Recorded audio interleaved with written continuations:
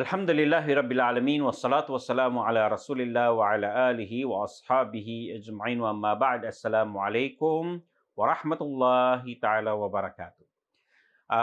Ang paksang ito mga minamahal na kapatid ay may kinalaman pa rin sa paksang tinatalakay natin ng mga dakilang katangian ni Prophet Muhammad sallallahu alaihi wasallam.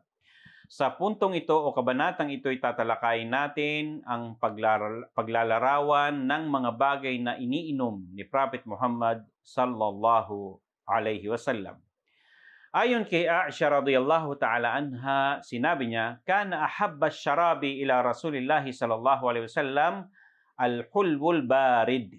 Ang sabi ni Aisha radhiyallahu ta'ala anha, ang propeta sallallahu alaihi wasallam ay kung saan pinakagusto niyang inumin ay tubig na malamig na pinatamis ng pulot.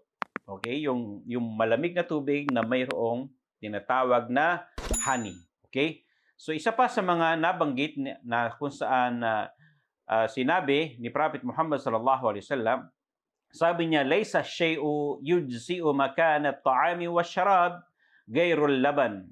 Ibig sabihin, ang sabi ni Prophet Muhammad sallallahu alaihi wasallam, "Laysa shay'un yujzi'u makana at-ta'ami wash-sharab." Walang sasapat na pamalit sa pagkain at inumin na maliban sa tinatawag na gatas o tutulad sa tinatawag na gatas. Yan ang isa sa mga iniinom ni Prophet Muhammad sallallahu alaihi wasallam. Mahilig din po siya kung sa atin ay parang juice ito, okay? Na kung saan malamig na tubig nilagyan ng matamis na galing sa tinatawag na pulot, o kaya naman ay kung saan laban iniinom ni Prophet Muhammad sallallahu alaihi wasallam. Naway mayroon po tayong napulot at hanggang dito na lamang. Wa akhiru da'wana anil hamdulillahi rabbil alamin. Wassalamu alaikum warahmatullahi ta'ala wabarakatuh.